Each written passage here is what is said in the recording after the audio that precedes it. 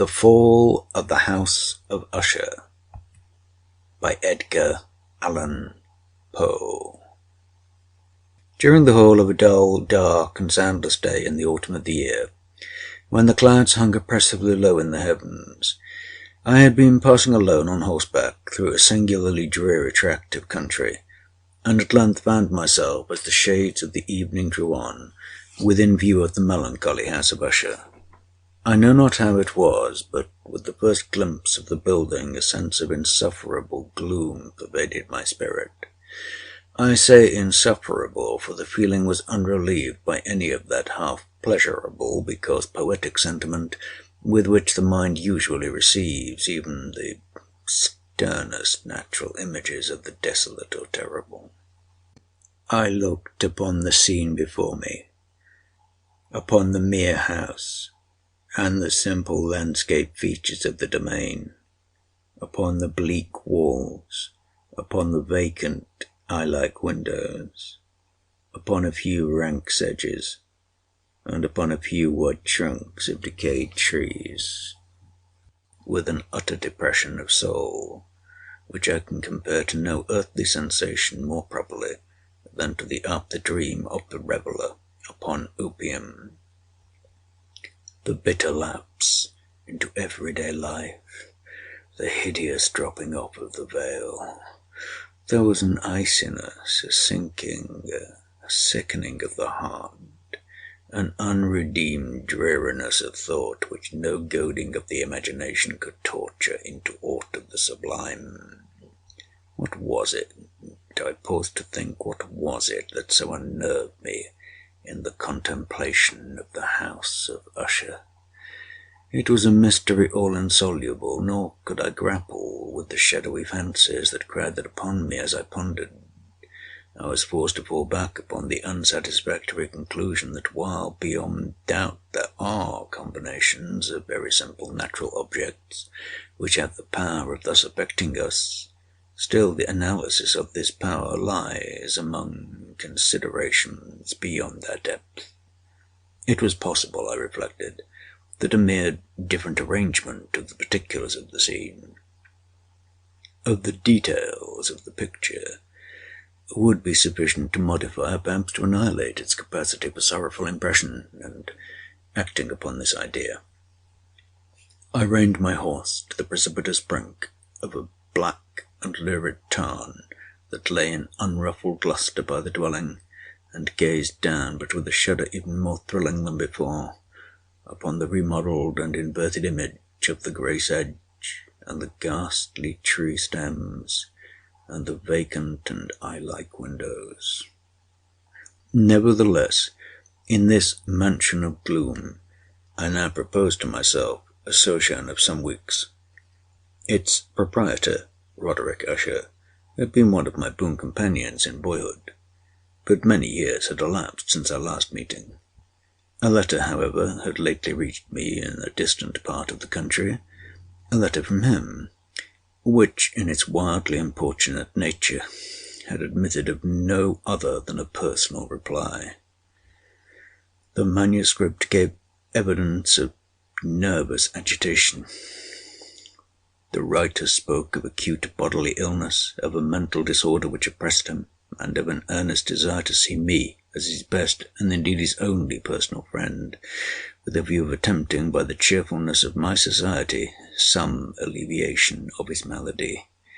It was the manner in which all this, and much more, was said, it was the apparent heart that went with his request, which allowed me no room for hesitation, and I accordingly obeyed forthwith what I still consider a very singular summons. Although as boys we had been even intimate associates, yet I really knew little of my friend. His reserve had been always excessive and habitual. I was aware, however, that his very ancient family had been noted time out of mind for a peculiar sensibility of temperament, displaying itself through long ages in many works of exalted art, and manifested of late in repeated deeds of munificent yet unobtrusive charity, as well as in a passionate devotion to the intricacies, perhaps even more than to the orthodox and easily recognizable beauties of musical science. I had learned, too, the very remarkable fact that the stem of the Usher race, all time-honored as it was, had put forth at no period any enduring branch. In other words, that the entire family lay in the direct line of descent, and had always, with very trifling and very temporary variation, so lain. It was this deficiency I considered, while running over in thought the perfect keeping of the character of the premises with the accredited character of the people, and while speculating upon the possible influence which the one, in the long lapse of centuries, might have exercised upon the other. It was this deficiency, perhaps, of collateral issue, and the consequent undeviating transmission from sire to son of the patrimony with the name which had at length so identified the two as to merge the original title of the estate and the quaint and equivocal appellation of the House of Usher, an appellation which seemed to include in the minds of the peasantry who used it both the family and the family mansion. I have said that the sole effect of my somewhat childish experiment, that of looking down within the town, had been to deepen the first singular impression. There can be no doubt that the consciousness of the rapid increase of my superstition, for why should I not so term it, served mainly to accelerate the increase itself. Such, I have long known, is the paradoxical law of all sentiments, having terror as a basis. And it might have been for this reason only that, when I again uplifted my eyes to the house itself from its image in the pool, there grew in my mind a strange fancy, a fancy so ridiculous indeed that I but mention it to show the vivid force of the sensations which oppressed me. I had so worked upon my imagination as really to believe that about the whole mansion and domain there hung an atmosphere peculiar to themselves and their immediate vicinity, an atmosphere which had no affinity with the air of heaven, but which had reeked up from the decayed trees and the grey wall and the silent town, a pestilent and mystic vapour, dull, sluggish, faintly discernible, and leaden-hued. Shaking off from my spirit what must have been a dream, I scanned more narrowly the real aspect of the building. Its principal feature seemed to be that of an excessive antiquity. The discoloration of ages had been great. Minute fungi overspread the whole exterior, hanging in a fine tangled webwork from the eaves. Yet all this was apart from any extraordinary dilapidation. No portion of the masonry had fallen, and there appeared to be a wild inconsistency between its still perfect adaptation of parts and the crumbling condition of the individual stones. In this there was much that reminded me of the specious totality of old woodwork, which has rotted for long years in some neglected vault, with no disturbance from the breath of the external air. Beyond this indication of extensive decay, however, the fabric gave little token of instability. Perhaps the eye of a scrutinizing observer might have discovered a barely perceptible fissure which, extending from the roof of the building in front, made its way down the wall in a zigzag direction until it became lost in the sullen waters of the tarn. Noticing these things, I rode over a short causeway to the house. A servant in waiting took my horse, and I entered the Gothic archway of the hall. A valet of stealthy step then conducted me in silence through many dark and intricate passages in my progress to the studio of his master. Much that I encountered on the way contributed, I know not how, to heighten the vague sentiments of which I have already spoken. While the objects around me, while the carvings of the ceilings, the sombre tapestries of the walls, the ebon blackness of the floors, and the phantasmagoric armorial trophies which rattled as I strode, were but matters to which, or to such as which, I had been accustomed from my infancy, While I hesitated not to acknowledge how familiar was all this, I still wondered to find how unfamiliar were the fancies which ordinary images were stirring up. On one of the staircases I met the physician of the family. His countenance, I thought, wore a mingled expression of low cunning and perplexity. He accosted me with trepidation and passed on. The valet now threw open a door and ushered me into the presence of his master. The room in which I found myself was very large and lofty. The windows were long, narrow, and pointed, and at so vast a distance from the black oaken floor as to be altogether inaccessible from within. Feeble gleams of encrimsoned light made their way through the trellised panes, and served to render sufficiently distinct the more prominent objects around. The eye, however, struggled in vain to reach the remoter angles of the chamber, or the recesses of the vaulted and fretted ceiling. Dark draperies hung upon the walls. The general furniture was profuse, comfortless, antique, and tattered. Many books and musical instruments lay scattered about, but failed to give any vitality to the scene. I felt that I breathed an atmosphere of sorrow. An air of stern, deep, and irredeemable gloom hung over and pervaded all. Upon my entrance, Usher arose from a sofa on which he had been lying at full length, and greeted me with a vivacious warmth which had much in it, I at first thought, of an overdone cordiality, of the constrained effort of the ennuyé man of the world.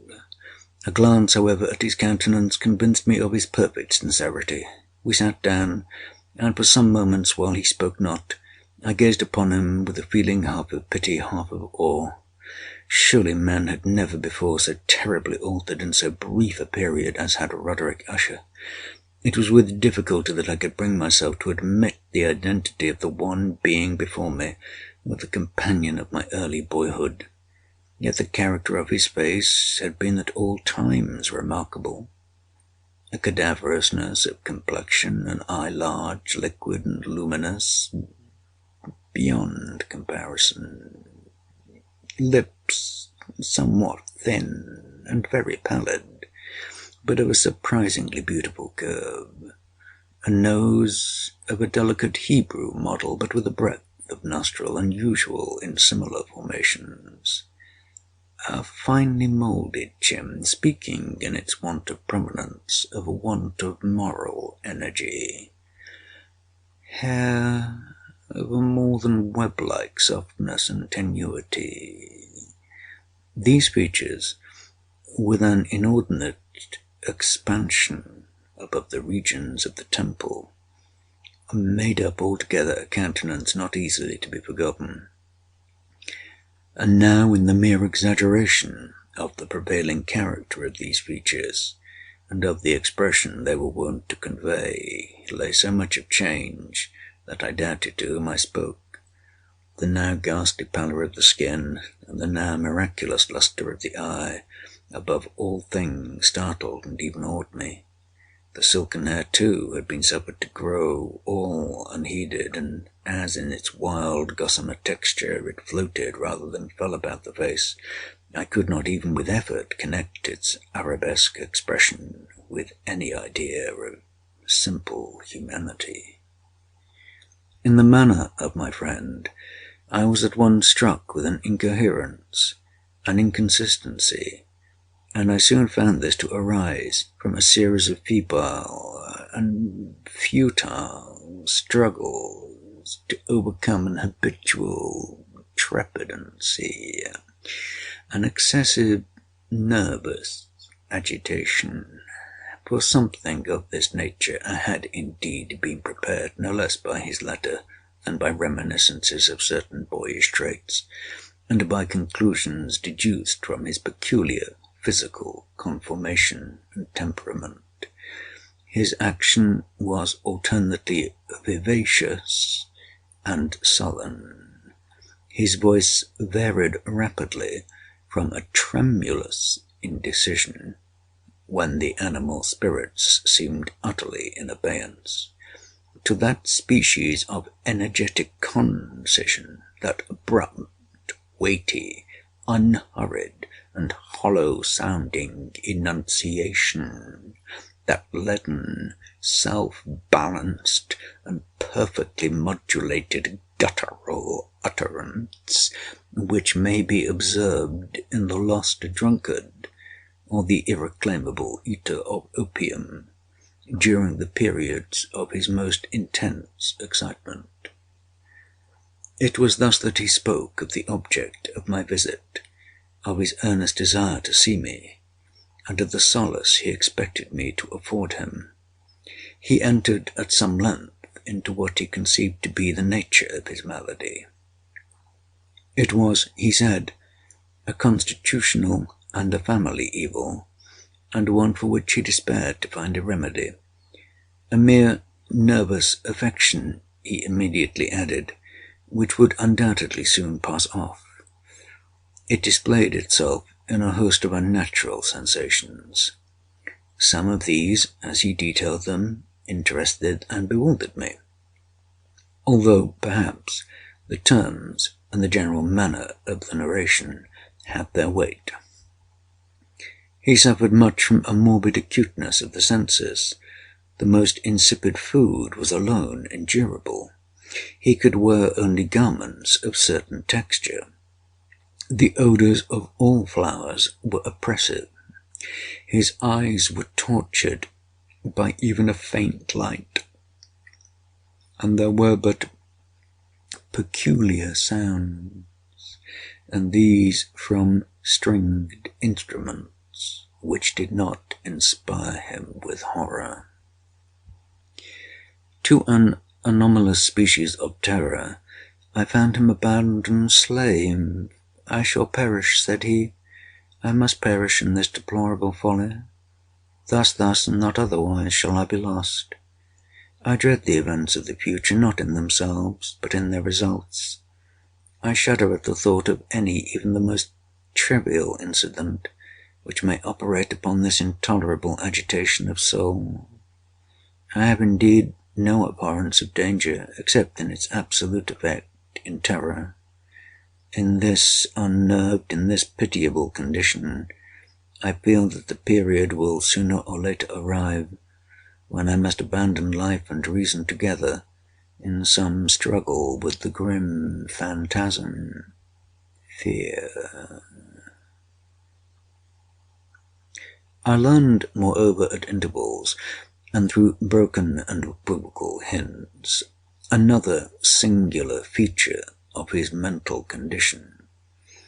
He was enchained by certain superstitious impressions in regard to the dwelling which he tenanted, and whence for many years he had never ventured forth, in regard to an influence whose supposititious force was conveyed in terms too shadowy here to be restated, an influence which some peculiarities in the mere form and substance of his family mansion had, by dint of long sufferance, he said, obtained over his spirit, an effect which the physique of the grey walls and turrets, and of the dim town into which they all looked down, had at length brought about upon the morale of his existence. He admitted, however, although with hesitation, that much of the peculiar gloom which thus afflicted him could be traced to a more natural and far more palpable origin, to the severe and long-continued illness, indeed to the evidently approaching dissolution, of a tenderly beloved sister, his sole companion for long years, his last and only relative on earth. Her decease, he said, with a bitterness which I can never forget, would leave him, the hopeless and the frail, the last of the ancient race of the Ushers. While he spoke, the Lady Madeline, for so was she called, passed slowly through a remote portion of the apartment, and without having noticed my presence, disappeared. I regarded her with an utter astonishment not unmingled with dread, and yet I found it impossible to account for such feelings. A sensation of stupor oppressed me as my eyes followed her retreating steps. When a door at length closed upon her, my glance sought instinctively and eagerly the countenance of the brother, but he had buried his face in his hands, and I could only perceive that a far more than ordinary wanness had overspread the emaciated fingers through which trickled many passionate tears. The disease of the Lady Madeline had long baffled the skill of her physicians. A settled apathy, a gradual wasting away of the person, and frequent, although transient, affections of a partially cataleptical character were the unusual diagnosis. Hitherto she had steadily borne up against the pressure of her malady, and had not betaken herself finally to bed, but on the closing in of the evening of my arrival at the house she succumbed, as her brother told me at night with inexpressible agitation, to the prostrating power of the destroyer, and I learned that the glimpse I had obtained of her person would thus probably be the last I should obtain, that the lady, at least while living, will be seen by me no more. For several days ensuing, her name was unmentioned by either Usher or myself, and during this period I was busied in earnest endeavours to alleviate the melancholy of my friend. We painted and read together, or I listened, as if in a dream, to the wild improvisations of his speaking guitar, and thus, as a closer and still closer intimacy admitted me more unreservedly into the recesses of his spirit, the more bitterly did I perceive the futility of all attempt at cheering a mind from which darkness, as if an inherent positive quality, poured forth upon all objects of the moral and physical universe in one unceasing radiation of gloom. I shall ever bear about me a memory of the many solemn hours I thus spent alone with the master of the House of Usher. Yet I should fail in any attempt to convey an idea of the exact character of the studies, or of the occupations in which he involved me or led me the way. An excited and highly distempered ideality threw a sulphureous lustre over all. His long improvised dirges will ring for ever in my ears. Among other things, I hold painfully in mind a certain singular perversion and amplification of the wild air of the last waltz of Von Weber, from the paintings over which his elaborate fancy brooded, and which grew touch by touch into vaguenesses at which I shuddered the more thrillingly because I shuddered knowing not why. From these paintings, vivid as their images now are before me, I would in vain endeavour to adduce more than a small portion which should lie within the compass of merely written words. By the utter simplicity, by the nakedness of his designs, he arrested and overawed attention. If ever mortal painted an idea, that mortal was Roderick Usher. For me, at least, in the circumstances then surrounding me, there arose out of the pure abstractions which the hypochondriac contrived to throw upon his canvas an intensity of intolerable awe, no shadow of which felt I ever yet in the contemplation of the certainly glowing yet too concrete reveries of Fuseli. One of the phantasmagoric conceptions of my friend, partaking not so rigidly of the spirit of abstraction, may be shadowed forth, though feebly, in words. A small picture presented the interior of an immensely long and rectangular vault or tunnel, with low walls, smooth, white, and without interruption or device.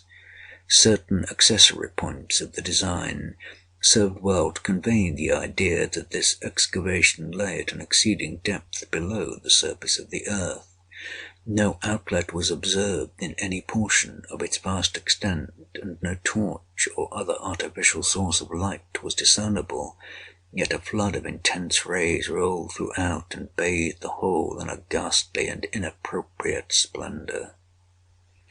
I have just spoken of that morbid condition of the auditory nerve, which rendered all music intolerable to the sufferer.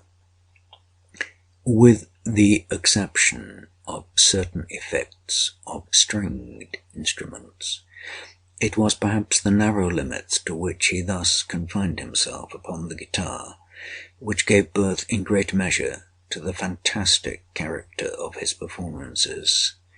But the fervid facility of his impromptus could not be so accounted for. There must have been and were in the notes, as well as in the words of his wild fantasias, for he not infrequently accompanied himself with rhymed verbal improvisations, the result of that intense mental collectedness and concentration to which I have previously alluded as observable only in particular moments of the highest artificial excitement. The words of one of these rhapsodies I have easily remembered. I was perhaps the more forcibly impressed with it as he gave it, because in the under or mystic current of its meaning I fancied that I perceived, and for the first time, a full consciousness on the part of Usher of the tottering of his lofty reason upon his throne. The verses, which were entitled The Haunted Palace, ran very nearly, if not accurately, thus: In the greenest of our valleys, by good angels tenanted, once a fair and stately palace, radiant palace, reared its head. In the monarch thought's dominion it stood there. Never seraph spread a pinion over fabric half so fair.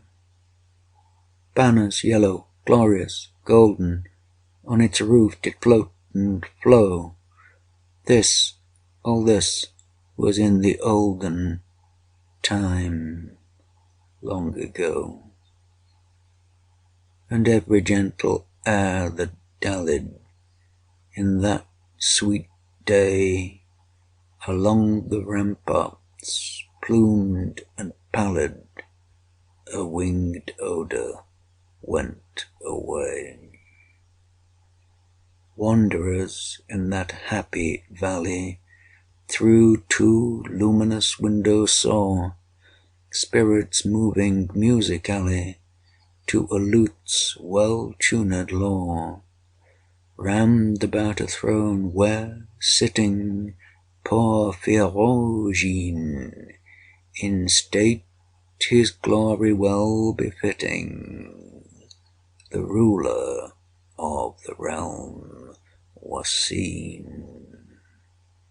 And all with pearl and ruby glowing was the fair palace door, through which came flowing, flowing, flowing, and sparkling evermore, a troop of echoes whose sweet duty was but to sing in voices of surpassing beauty the wit and wisdom of their king.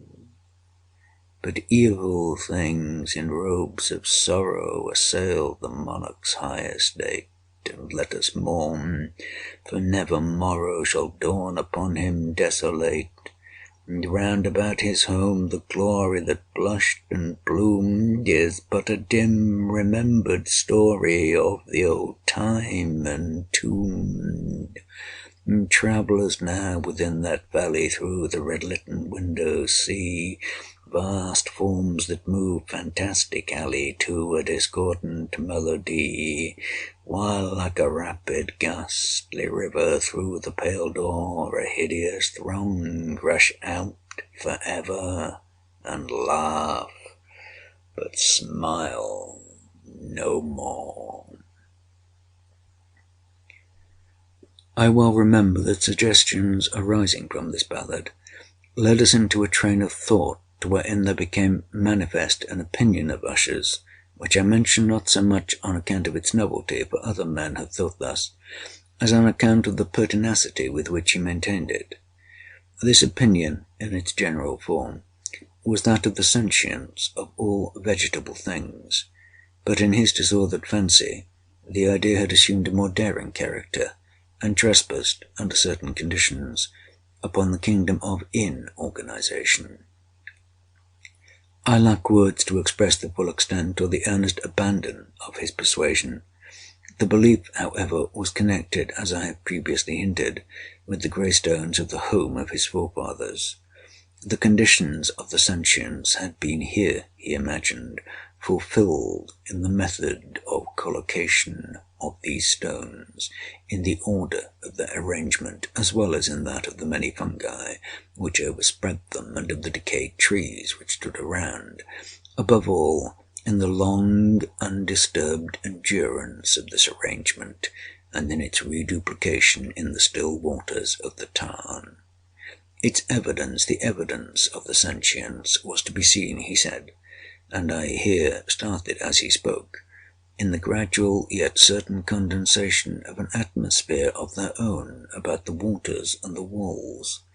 The result was discoverable, he added, in that silent yet importunate and terrible influence which for centuries had moulded the destinies of his family, and which made him what I now saw him, what he was.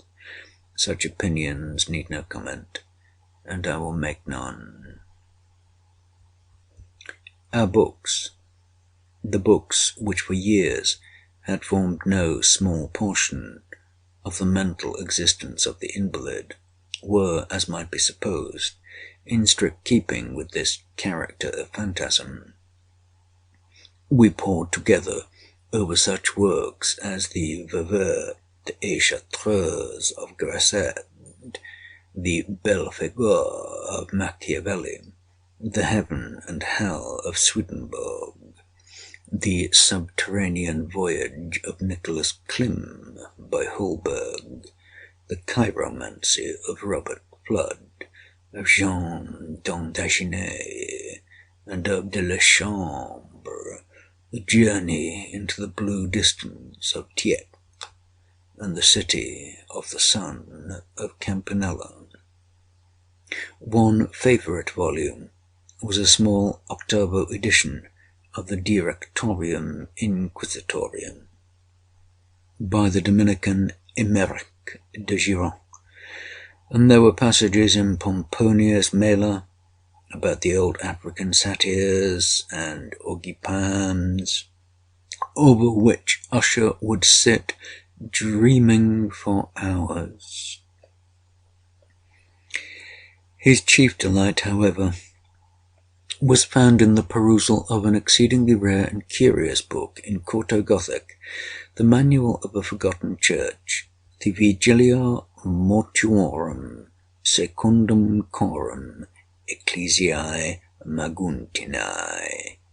I could not help thinking of the wild ritual of this work, and of its probable influence upon the hypochondriac, when, one evening, having informed me abruptly that the Lady Madeline was no more, he stated his intention of preserving her corpse for a fortnight, previous to its final interment, in one of the numerous vaults within the main walls of the building. The worldly reason, however, assigned for this singular proceeding was one which I did not feel at liberty to dispute. The brother had been led to his resolution, so he told me, by consideration of the unusual character of the malady of the deceased, of certain obtrusive and eager inquiries on the part of her medical men, and of the remote and exposed situation of the burial ground of the family. I will not deny that when I called to mind the sinister countenance of the person whom I met upon the staircase on the day of my arrival at the house, I had no desire to oppose what I regarded as, at best, but a harmless, and by no means an unnatural precaution. At the request of Usher, I personally aided him in the arrangements for the temporary entombment. The body having been encoffined, We two alone bore it to its rest. The vault in which we placed it, and which had been so long unopened that our torches, half smothered in its oppressive atmosphere, gave us little opportunity for investigation, was small, damp, and entirely without means of admission for light, lying at great depth immediately beneath that portion of the building in which was my own sleeping apartment. It had been used, apparently, in remote feudal times, for the worst purposes of a donjon keep, and in later days as a place of deposit for powder or some other highly combustible substance, as a portion of its floor and the whole interior of a long archway through which we reached it were carefully sheathed with copper. The door, of massive iron, had been also similarly protected. Its immense weight caused an unusually sharp, grating sound as it moved upon its hinges. Having deposited our mournful burden upon trestles within this region of horror, we partially turned aside the yet unscrewed lid of the coffin and looked upon the face of the tenant. A striking similitude between the brother and sister now first arrested my attention, and Usher, divining perhaps my thoughts, murmured out some few words from which I learned that the deceased and himself had been twins, and that sympathies of a scarcely intelligible nature had always existed between them. Our glances, however, rested not long upon the dead, for we could not regard her unawed. The disease which had thus entombed the lady in the maturity of youth had left, as usual in all maladies of a strictly cataleptical character, the mockery of a faint blush upon the bosom and the face, and that suspiciously lingering smile upon the lip which is so terrible in death.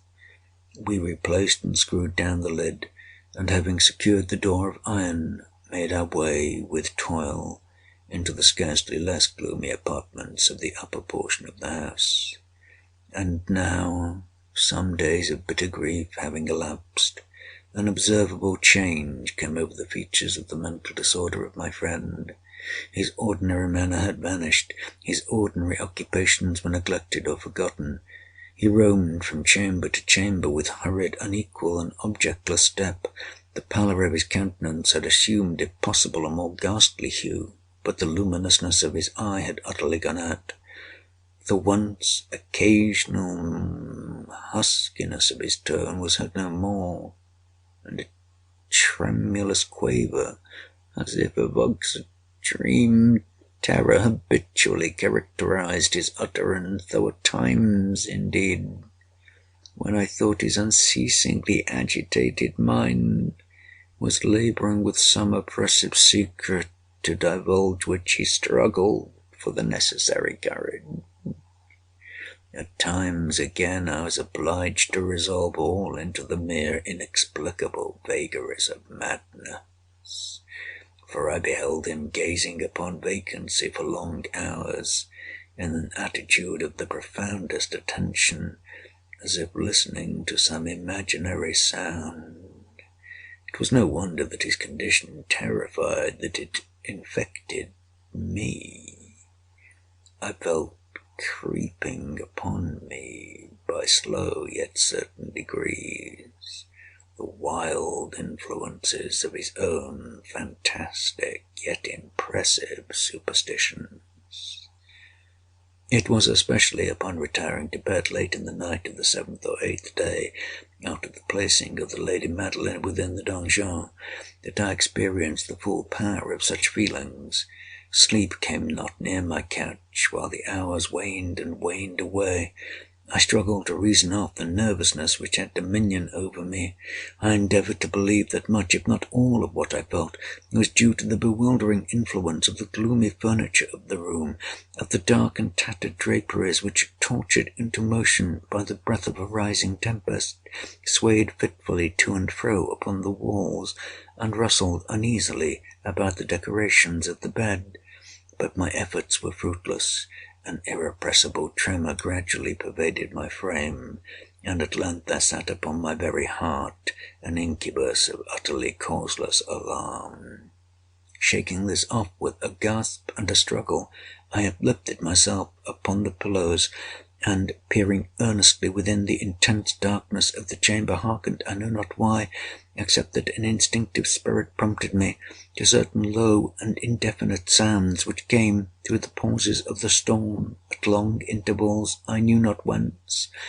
Overpowered by an intense sentiment of horror, unaccountable yet unendurable, I threw on my clothes with haste, for I felt that I should sleep no more during the night, and endeavoured to arouse myself from the pitiable condition into which I had fallen by pacing rapidly to and fro through the apartment. I had taken but few turns in this manner when a light step on an adjoining staircase arrested my attention. I presently recognized it as that of Usher. In an instant afterward he rapped with a gentle touch at my door, and entered bearing a lamp. His countenance was, as usual, cadaverously wan, but moreover there was a species of mad hilarity in his eyes, an evidently restrained hysteria in his whole demeanour. His air appalled me, but anything was preferable to the solitude which I had so long endured. They even welcomed his presence as a relief. "You have not seen it," he said abruptly, after having stared about him for some moments in silence. "You have not then seen it, but stay, you shall." Thus speaking, and having carefully shaded his lamp, he hurried to one of the casements, and threw it freely open to the storm. The impetuous fury of the entering gust nearly lifted us from our feet. It was indeed a tempestuous yet sternly beautiful night, and one wildly singular in its terror and its beauty. A whirlwind had apparently collected its force in our vicinity, for there were frequent and violent alterations in the direction of the wind, and the exceeding density of the clouds, which hung so low as to press upon the turrets of the house, did not prevent our perceiving the lifelike velocity with which they flew, careering from all points against each other, without passing away into the distance. I say that even their exceeding density did not prevent our perceiving this, yet we had no glimpse of the moon or stars, nor was there any flashing forth of the lightning, but the under surfaces of the huge masses of agitated vapour, as well as all terrestrial objects immediately around us, were glowing in the unnatural light of a faintly luminous and distinctly visible gaseous exhalation, which hung about and enshrouded the mansion. "You must not, you shall not behold this," said I shudderingly to Usher, as I led him with a gentle violence from the window to a seat. "These appearances which bewilder you are merely electrical phenomena. Not uncommoner it may be that they have their ghastly origin in the rank miasma of the tarn. Let us close this casement. The air is chilling and dangerous to your frame. Here is one of your favourite romances. I will read, and you shall listen, and so we will pass away this terrible night together." The antique volume which I had taken up was the Mad Tryst of Sir Launcelot Canning, but I had called it a favourite of Usher's more in sad jest than in earnest, for in truth there is little in its uncouth and unimaginative prolixity which could have had interest for the lofty and spiritual ideality of my friend. It was, however, the only book immediately at hand, and I indulged a vague hope that the excitement which now agitated the hypochondriac might find relief, for the history of mental disorder is full of similar anomalies, even in the extremeness of the folly which I should read.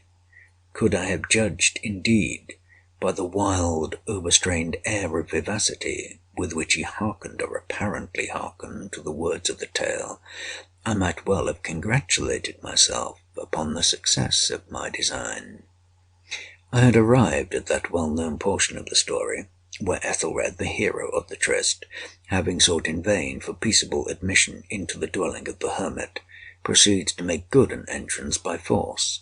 Here, it will be remembered, the words of the narrative ran thus: and Ethelred, who was by nature of a doughty heart, and who was now mighty withal, on account of the powerfulness of the wine which he had drunken, waited no longer to hold parley with the hermit, who, in sooth, was of an obstinate and maliceful turn, but, feeling the rain upon his shoulders, and fearing the rising of the tempest, uplifted his mace outright, and with blows made quickly room in the plankings of the door for his gauntleted hand, and now pulling therewith sturdily, he so cracked and ripped and tore all asunder that the noise of the dry and hollow-sounding wood alarumed and reverberated throughout the forest. At the termination of this sentence I started, and for a moment paused, for it appeared to me, although I at once concluded that my excited fancy had deceived me, it appeared to me that from some very remote portion of the mansion there came indistinctly to my ears what might have been, in its exact similarity of character, the echo, but a stifled and dull one certainly, at the very cracking and ripping sound which Sir Launcelot had so particularly described. It was beyond doubt the coincidence alone which had arrested my attention, for amid the rattling of the sashes of the casements and the ordinary commingled noises of the still increasing storm, the sound in itself had nothing surely which should have interested or disturbed me. I continued the story. But the good champion Ethelred, now entering within the door, was sore enraged and amazed to perceive no signal of the maliceful hermit, but in the stead thereof a dragon of a scaly and prodigious demeanour, and of a fiery tongue, which sate in guard before a palace of gold with a floor of silver, and upon the wall there hung a shield of shining brass, with this legend enwritten: "Who entereth herein a conqueror hath been, who slayeth the dragon, the shield he shall win."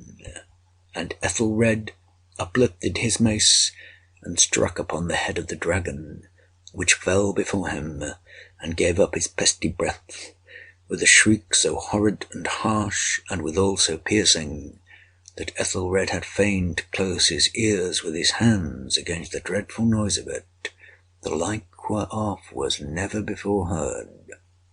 Here again I paused abruptly, and now with a feeling of wild amazement, for there could be no doubt whatever that in this instance I did actually hear, although from what direction it proceeded I found it impossible to say, a low but apparently distant, but harsh, protracted, and most unusual screaming or grating sound, the exact counterpart of what my fancy had already conjured up for the dragon's unnatural shriek, as described by the romancer. Oppressed, as I certainly was, upon the occurrence of this second and most extraordinary coincidence, by 1,000 conflicting sensations, in which wonder and extreme terror were predominant, I still retained sufficient presence of mind to avoid exciting, by any observation, the sensitive nervousness of my companion. I was by no means certain that he had noticed the sounds in question, although assuredly a strange alteration had, during the last few minutes, taken place in his demeanour. From a position fronting my own, he had gradually brought round his chair so as to sit with his face to the door of the chamber, and thus I could but partially perceive his features, although I saw that his lips trembled as if he were murmuring inaudibly. His head had dropped upon his breast, yet I knew that he was not asleep, from the wide and rigid opening of the eye, as I caught a glance of it in profile. The motion of his body, too, was at variance with this idea, for he rocked from side to side with a gentle yet constant and uniform sway. Having rapidly taken notice of all this, I resumed the narrative of Sir Launcelot, which thus proceeded.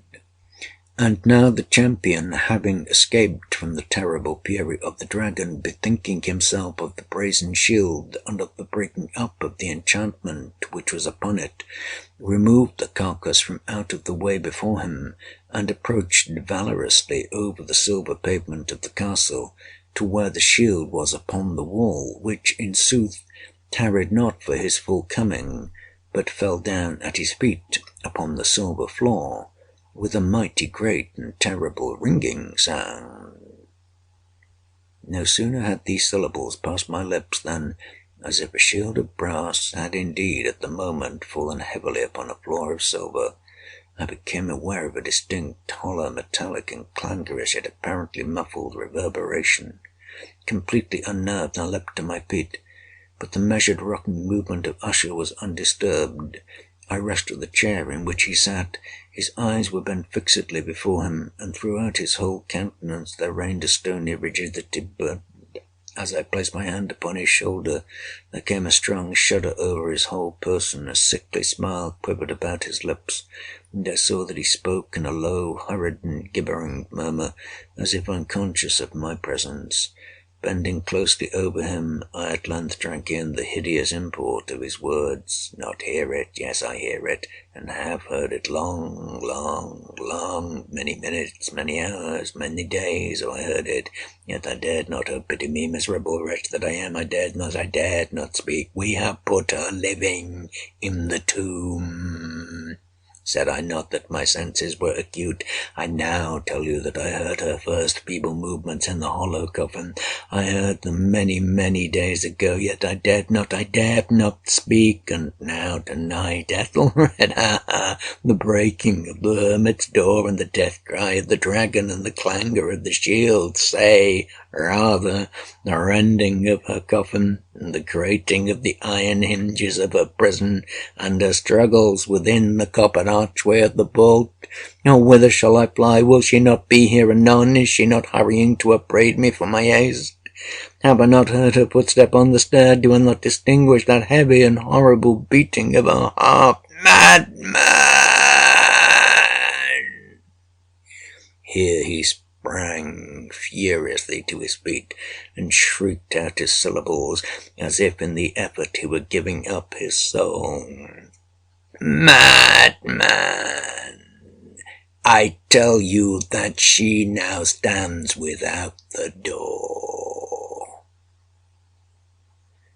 As if in the superhuman energy of his utterance there had been found the potency of a spell, the huge antique panels to which the speaker pointed threw slowly back upon the instant their ponderous and ebony jaws. It was the work of the rushing gust, but then, without those doors there did stand the lofty and enshrouded figure of the Lady Madeline of Usher.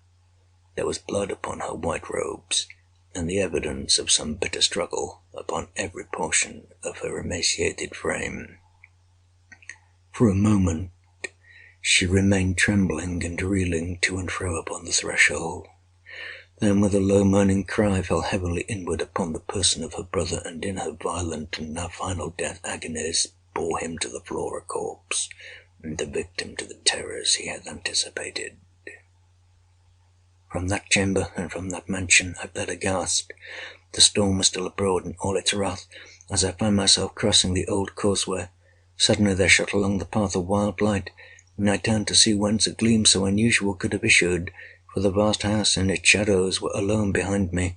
The radiance was that of the full setting and blood-red moon, which now shone vividly through that once barely discernible fissure, of which I have before spoken as extending from the roof of the building in a zigzag direction to the base. While I gazed, this fissure rapidly widened. There came a fierce breath of the whirlwind. The entire orb of the satellite burst at once upon my sight. My brain reeled as I saw the mighty walls rushing asunder. There was a long, tumultuous shouting sound, like the voice of 1,000 waters, and the deep and dark tarn at my feet closed sullenly and silently over the fragments of the House of Usher.